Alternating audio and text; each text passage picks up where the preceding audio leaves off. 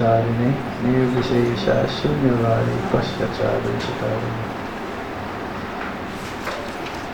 ॐ अज्ञानतिमिरन्धस्य ज्ञानाञ्जनशलाकया चक्षुरुन्मीलितं येन तस्मै श्रीगुरवे नमः। श्रीचैतन्यमनोभीष्टं स्थापितं येन भूतले स्वयं रूपा कदा मायां ददाति स्वपदान्तिकम्। वन्देऽहं श्रीगुरो श्रीयुतापदकमलं श्रीगुरुं वैष्णवंश्च श्रीरूपं साग्रजातं सहगना रघुनाथान्वितं तं सजीवम् साद्वैतं सावधूतं परिजनसहितं कृष्णचैतन्यदेवं श्रीराधा कृष्णपदं सहगना ललिता श्रीविशाखान्वितं च। हरे कृष्ण करुणा सिन्धो दीनबन्धो जगत्पते गोपेश गोपिका कान्त राधाकान्त नमोस्तुते। भक्तकाञ्चन गौराङ्गे राधे वृन्दावनेश्वरी विश्वभानुसुते देवी प्रणमामि हरिप्रिये। वञ्चकल्पतरुभ्यश्च कृपासिन्धुभ्य एव च पतितानां पावनेभ्यो वैष्णवेभ्यो नमो नमः।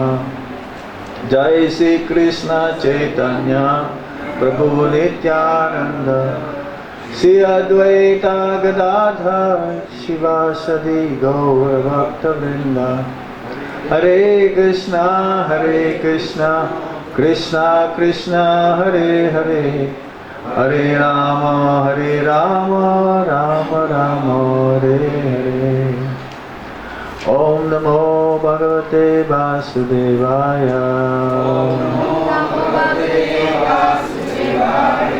ओम नमो भगवते वासुदेवाय।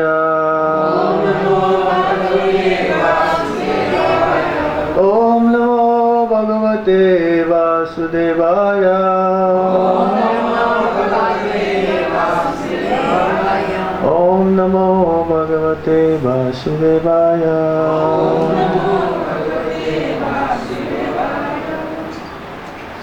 So we continue reading from Bhagavad Gita as it is.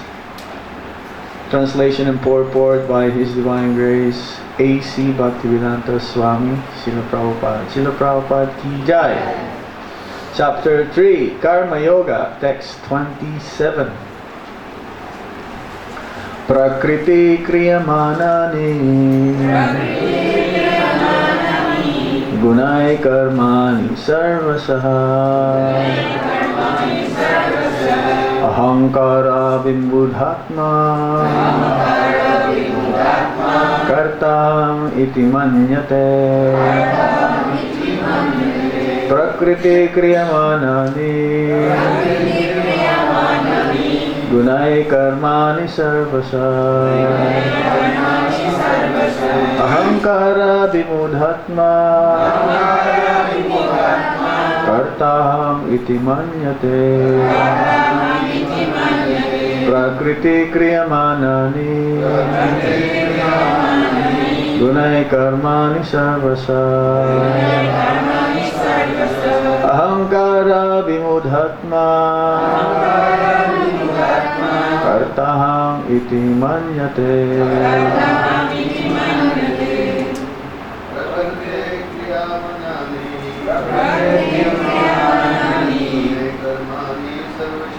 Gunai karmani sarvasa ahankara vimudatma kartaham iti manyate.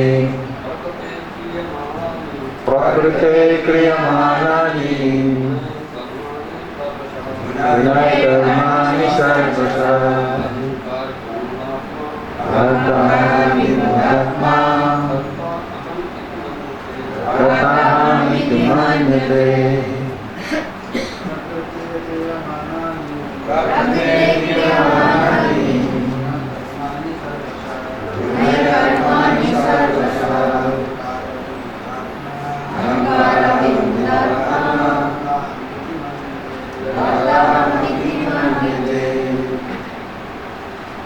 is?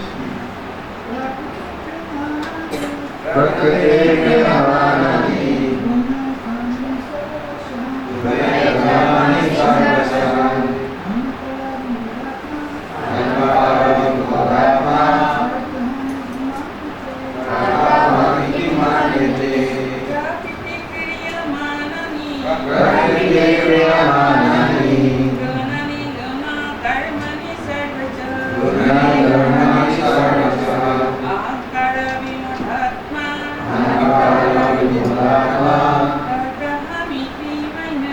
Karta-viti manyate Prakriti kriyamanani Gunai karmani sarvasa Ahankara vimudatma Karta-viti manyate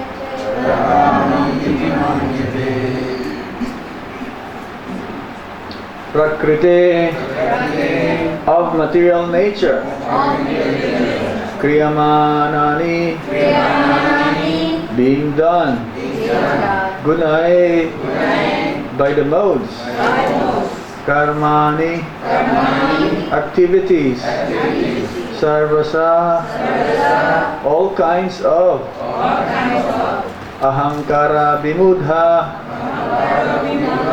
bewildered by false ego Atma the spirit soul Karta doer Aham I Iti thus Manyate he thinks the spirit soul bewildered by the influence of false ego thinks himself the doer of activities that are in actuality carried out by the three modes of material nature. Everybody please repeat. The spirit soul bewildered by the influence of false ego thinks himself the doer of activities that are in actuality carried out by the three modes of material nature.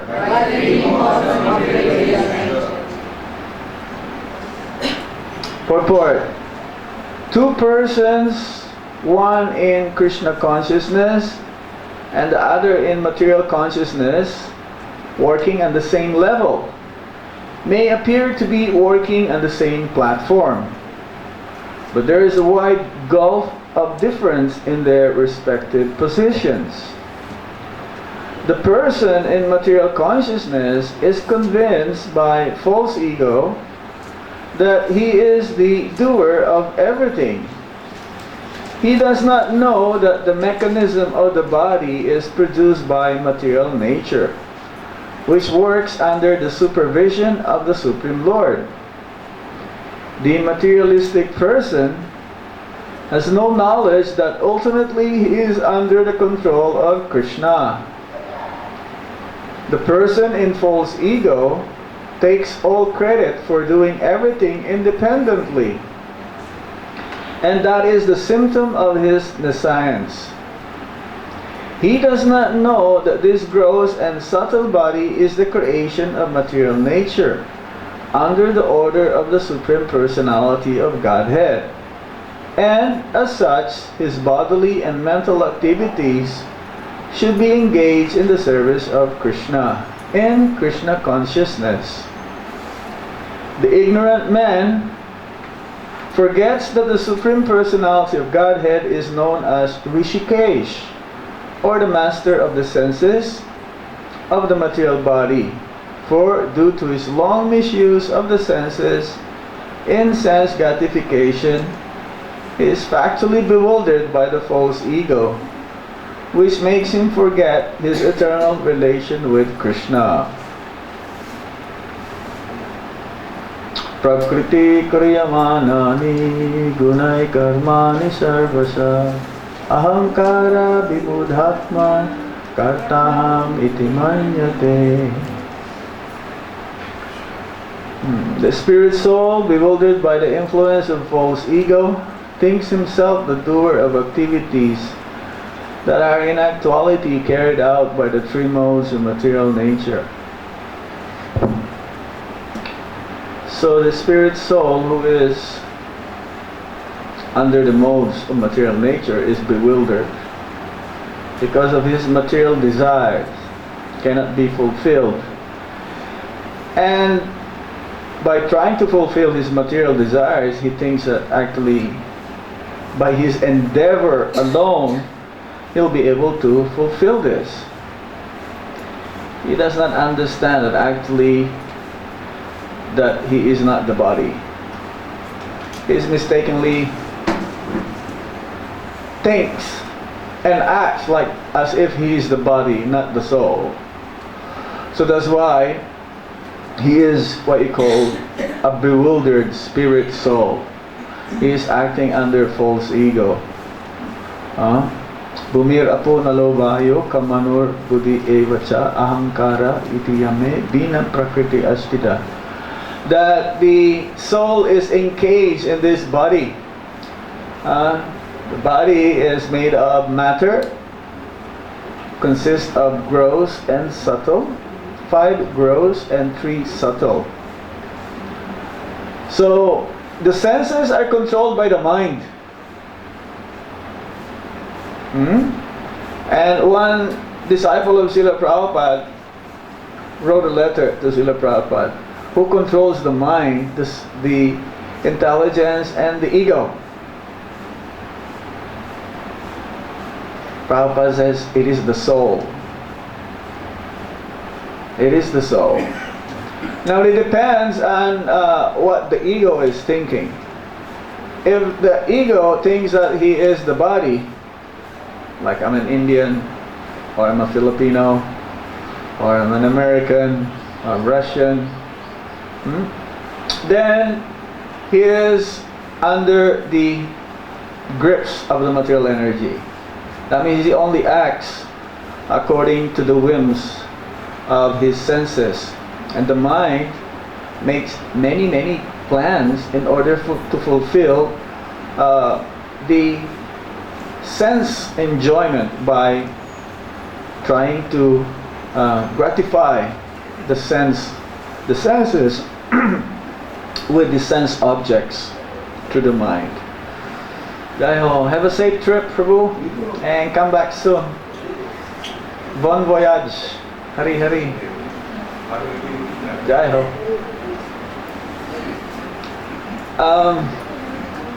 But then, who controls the mind? The mind is under the intelligence, and higher than the intelligence is the ego. Now, if the ego wants to fulfill the demands of the body, is not understanding that he is actually a servant of the Supreme Lord, that his existence is only meant to serve the Supreme Lord, then he is in the material consciousness. The soul is controlling the mind, intelligence and ego. Now if the ego understood that he is not the body, he is a spirit soul, and is meant to serve the senses of the Supreme Lord, who is Rishikesh. There's in the purport here, Rishikesh. He knows that by fulfilling the activities that he is going to perform only to please the senses of the master of the senses, Rishikesh, then he is in the spiritual platform.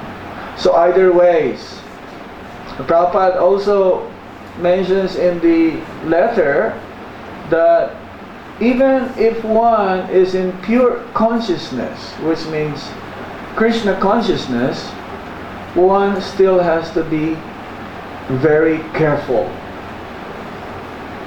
because there is a tendency that one may somehow all of a sudden forgets that he's a servant of Krishna, and that will be the cause of his fall down. And Prabhupada says that this spiritual life is like a blade, razor's edge. If you shave and you're a little bit inattentive, you just go like this, and then you'll get a cut. And that cut, it'll be painful, of course. Then maybe, if it's big, then you'll have a big scar on it, and you'll remember you're being careless. So similarly, in due course of our execution of devotional life, one has to be extra careful. That one cannot be inattentive. One cannot let the senses go wild. One cannot let the senses be not trained. One cannot say that, oh, I am already advanced. I can take all the trials and all the things that may come to me. I can take it easy. No, one should always be very careful. That's why one time when Srila Prabhupada was praying in front of the deities, and his disciple servant asked Prabhupada, what are you praying in front of the deities? Prabhupada says that I pray to the Lord that I may not be captured by Maya. So the materialist, he thinks that he is the doer.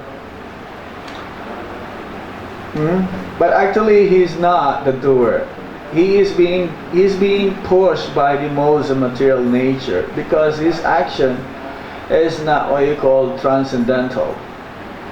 If one's action is only for the pleasure of the Supreme Lord, then material energy cannot touch him. He is free from the modes of material nature. Which means that a person who is thinking that he is the doer is what you call false ego. False ego means it's false, it's not real. It's not your real identity. Gopi Bhartur Padakamalayor Dasa Dasa Dasa Anudas. His consciousness is vitiated. I look at the dictionary, what I mean by vitiated. Srila Bhaktisiddhanta Sarasvati Thakur used this word, vitiated. Vitiated means impure, clouded. It's like if you have a sunglasses, and if it's too sunny, like a summer, the summer sun is so hot, it's so bright, it's scorching. So when you go out, some devotees, like I have eyeglasses, it changes when the color, it becomes dark. So I will see things as dark, and my eyes is protected. So similarly, our original consciousness, which is Krishna consciousness, it's pure in its original state. When he thinks that he is not the soul, that he is the body, when he thinks that he is the body or the senses or the mind or the intelligence, then his consciousness is vitiated, it's impure. If you wear a red color sunglasses, then everything you see is red. Even if it's white, actually, you see it is red. If you have dark, like say brown or blue, whatever the color of your eyeglasses, that will be the projection of what you will see. So similarly, if you are in false ego, everything is false. It's simple mathematics again. Everything is false if you're in false ego. You will lie, you will cheat unknowingly, because unknowingly you're thinking you are what you are, but you are not what you are. A person who is in false ego, he feels independent. He doesn't depend on anybody. He's independent. But it's the opposite actually. A person who is in Krishna consciousness, he is independent because he depends on Krishna. A person who is materially absorbed, he thinks he is independent, but actually no. Because you have to depend on somebody. And that you only depend on your senses. You only depend on your perception, which is not real. So to speak, our senses are imperfect. So how can you depend on that? It's not possible. So many people, they want to be independent because this is the nature of the soul. I read Bhaktisiddhanta Saraswati Thakur. It says that the soul is not created. It's eternal. Because in a sense, we cannot pinpoint where the soul started. Even though it says, yeah, we are created, we came from the Lord. That means we have origin. And with the jivas, the creation of the jivas, this independence is included. But we're not like Krishna, which is infinitely, fully independent. We are limited and minute independent. That's why we have what you call minute independence. This minute independence that we have the choice whether to do devotional service or perform activities which going to have a reaction, material reactions that we have to suffer in the future. So it depends on us, on our consciousness. If our consciousness is pure, then we don't use our minute independence. We think properly, we decide properly, we know what to do, we know what not to do. And Krishna also is always with us. He's the one who gives us this independence, and He's the one who's telling us also what to do and what not to do. As the analogy of those two birds and the tree. One bird is just observing and giving instruction to another bird who wants to enjoy the fruit of the tree.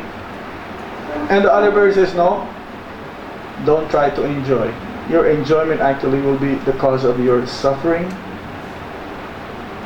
So he has this minute independence to enjoy the fruit unknowingly and without, even though unwillingly, he wants to enjoy, even though somebody is telling him that don't enjoy this, this is not good for you.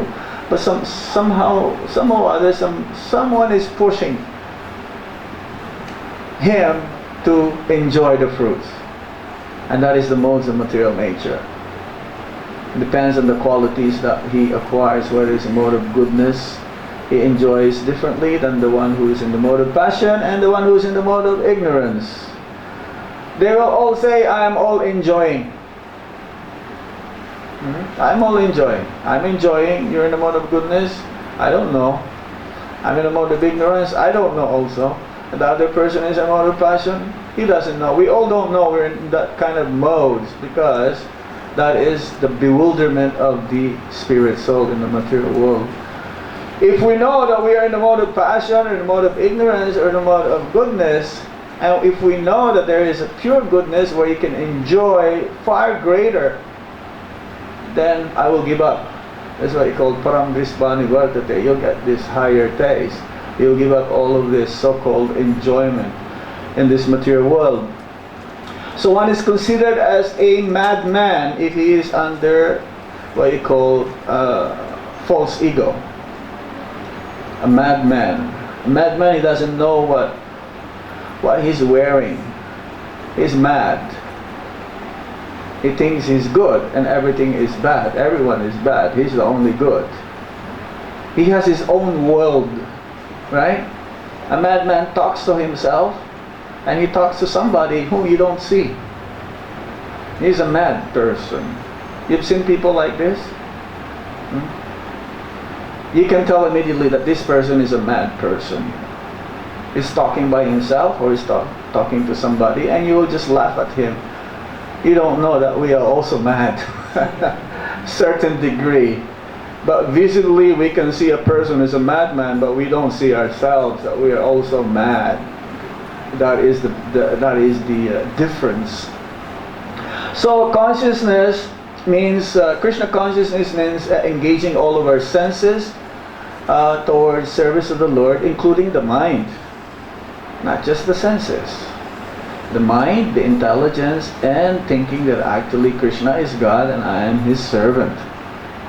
So we are all covered up by this material energy, and the soul is not be able to experience the what he should be, not until he understands that. Because see, when one is in false ego, he thinks himself as dominating, a predominator, or supreme. He doesn't think himself as subordinate. A person who is under the false ego, ahankar, he thinks that he is above everyone. He thinks he is right, and you're all wrong. Even though they're right, I still think you're wrong, and I'm right even though I'm wrong. Even though I'm not knowing I'm wrong, I'm still right. This is ahankar, this is a false ego, which is very difficult to give up because of the identification with the body. And he doesn't accept himself as subordinate to somebody. Which means that if one is under false ego, he's not able to serve Krishna. He's not able to accept any instructions from superior whom will be able to engage him or her to serve Krishna better. Now, if all the billions of gopis are under false ego, they'll have a big quarrel how to serve Krishna. But everyone is under the subordination of the daughter of King Vrishabhanu. They accept the daughter of King Vrishabhanu as their spiritual master, how to serve Krishna. Then everyone is harmonious. Everyone is actually not pushing oneself in front of Krishna, but they don't mind being in the last. They're pushing each other to get closer and closer to Krishna. And in this way, they're happier to see that one is closer to Krishna besides themselves. They don't mind themselves to be way, way far behind. That sometimes due to being possessive, that Krishna showed them that this is not good. This is not good mentality. Of course, they don't have false ego, but this is a transcendental proprietorship.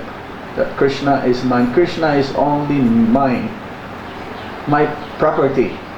That Krishna, one time, one of these rasa dance, there are two rasa dances, Basant Ras, which we just observed, and then this was Sarad Ras, rasa dance, and during the Kartik time, when Lord Krishna, one time it was Lord Krishna who disappeared, and the other time it was Radharani who disappeared.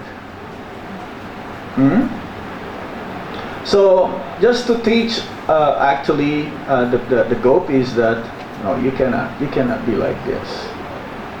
But this is only to increase their devotion towards the Supreme Lord Himself, because out of their pure love, Krishna becomes so much indebted that we've heard this story that Krishna, in order to hide, he disguised himself as Lord Narayan just to test the gopis' love towards him, because they're so much captured by his beauty and from his love that They cannot think of anybody else except Krishna. So that's why he called also a mad person, but they're mad for Krishna, not mad for material things. There is in the purport. Let's go back to the purport.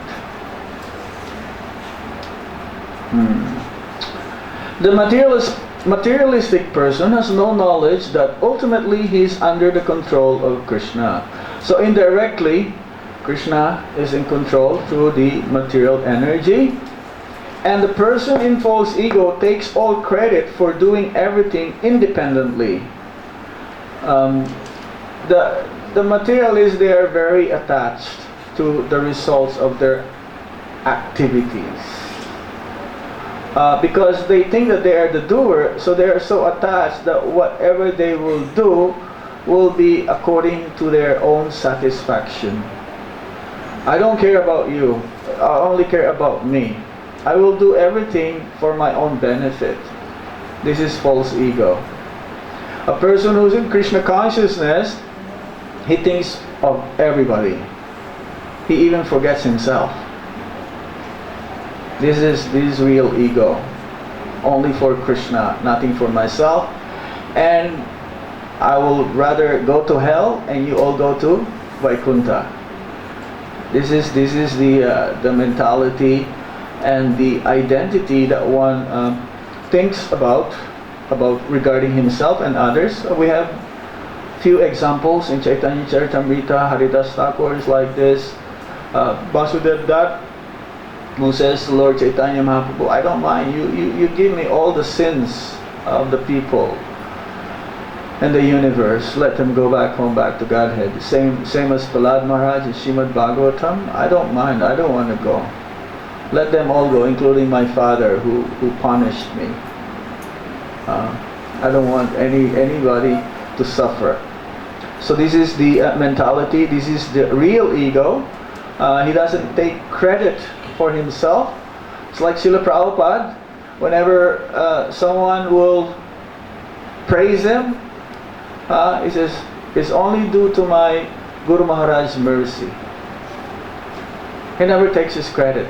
That's why our movement became so big, because the founder and the Acharya never takes credit. He's not in the front. Krishna is always in the front. He says, Krishna says in the Bhagavad Gita, surrender unto him. And I tell you, surrender to Krishna. He didn't say, you surrender to me, then by surrendering to me, I will lead you to Krishna. No, he didn't say that. So this is real ego. That is the symptoms. He is not in ignorance. He is in what you call self-realization. He understands the position of everyone, and he understands his position. He understands that this creation actually is meant for serving Krishna. Everything that we see here is meant to be used to serve Krishna. Now the one who is in false ego, he thinks that everything that is here is meant for my own enjoyment.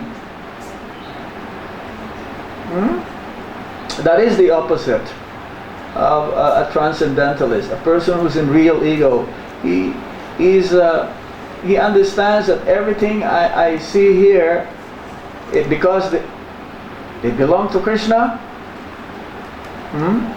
Actually, I'm not the real proprietor. Let me give this back to Krishna. A nice example of this is that sometimes, we've told this before earlier, just like devotees who's worshipping Ganga, they will take 2 poundful of Ganges water and they will offer this back to the Ganges. So what will that do to the Ganges river? It will not make the Ganges river more full. It's already full. It's already fully satisfied. And a person who is in the full moon worshipping the moon with the ghee lamp, Sometimes you see this during, when was this?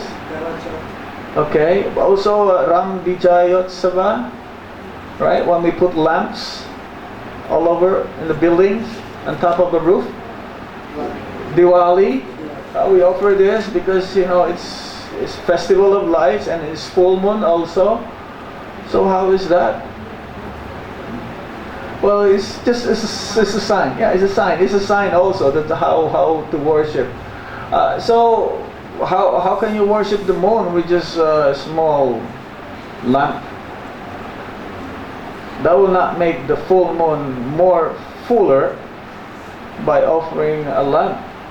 So this is only what Krishna wants to see from his devotees, that actually how we'll be able to give back what is due to Krishna. It's like we were talking about during in the beginning of this Krishna Balaram Mandir, the devotees who were collecting in Japan, right? And those devotees who were collecting in Japan, Prabhupada knew how they are collecting, but Prabhupada did not stop them. Prabhupada says they're doing what is proper. Actually, those whom they are collecting from, they are the culprits, because they're keeping what is not supposed to be for them. We're just bringing back to the real owner what they're getting from these people. So the mental activities, the intelligence and the ego of a person who is acting in Krishna consciousness is completely different than the person who is a materialist. Let's say many of our devotees, our movement now becomes it became like a congregational movement. Unlike before, in the early days, we're like more of a monastic society. So many of our members are working class, right? And many of you who were working before are here and you are retired. You were working before, right? And many still all over the world, our members are in the working class. So they will go, let's say in a company where there's like thousands of workers, but because they are following Krishna consciousness, sadhana, and when they go, they will look like the same. They have the same uniform as others, same name tags, everything. Punch their, punch card. What do you call this? Time card. They will punch everything. But they're acting differently. This is what you call Krishna conscious, because they're always thinking of Krishna. Prabhupada gave an example, 2 examples I can remember now. A Krishna conscious person is always thinking of Krishna, because it's been asked, how can I become Krishna conscious? I'm working. It says in the Bhagavad Gita, Man manabhagavad bhakto. How can that be? How? It's impossible. How can I think of Krishna while doing this seemingly materialistic work? Prabhupada gave an example, just like a father whose child is sick. He will go to work, but while at work, he will call home many times and ask the mother who's taking care of the child, how is he? How is he doing? He's at work, but he's always thinking of the child who is sick. A good example. Another example Prabhupada gave is that a lover, a woman who is a lover, the wife, actually she does her household chores. Is it chores? Yes. But she will do it much better. So she will not get detected that she has another lover besides the husband. But the wife is always thinking of the lover. So this is how a person who is in Krishna consciousness act and think. Acting normally but consciously very different. That's why Srila Prabhupada, he will ask a visitor, so what do you do? I'm a teacher, Swamiji. Okay, so teach for Krishna. Right? What do you do? I'm a lawyer. Okay, practice law for Krishna. So this is what he called being Krishna conscious. Acting not under the false ego, but acting in real ego. Huh? I wrote one thing here.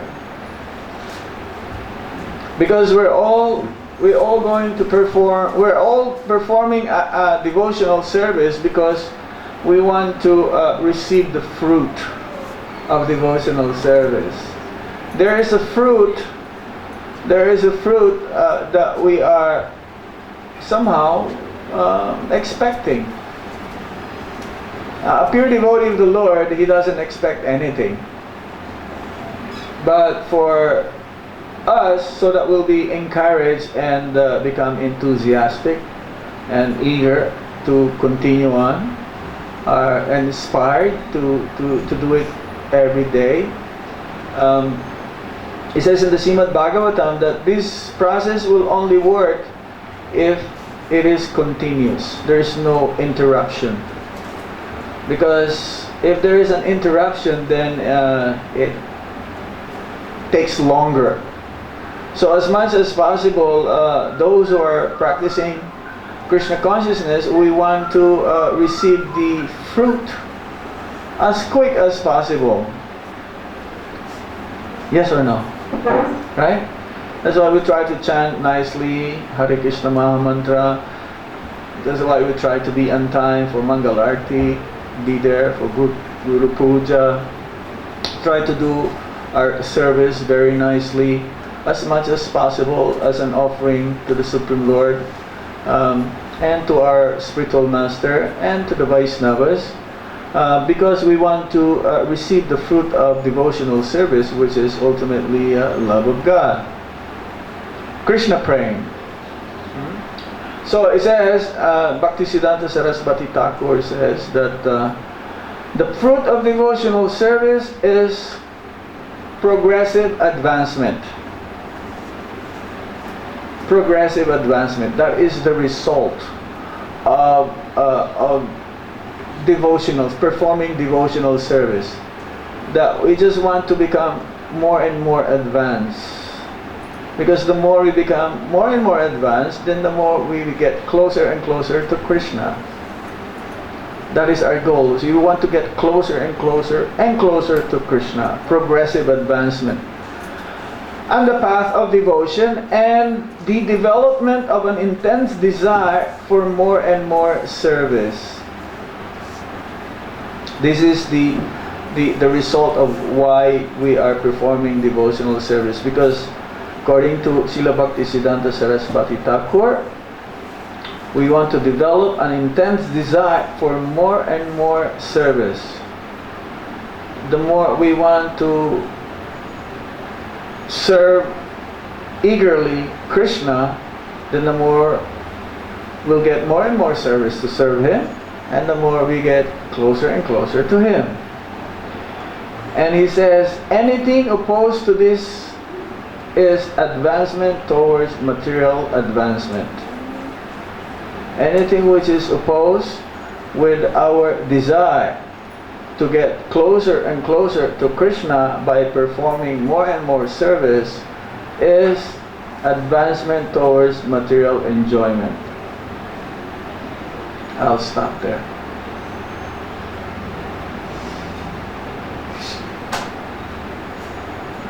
Any questions?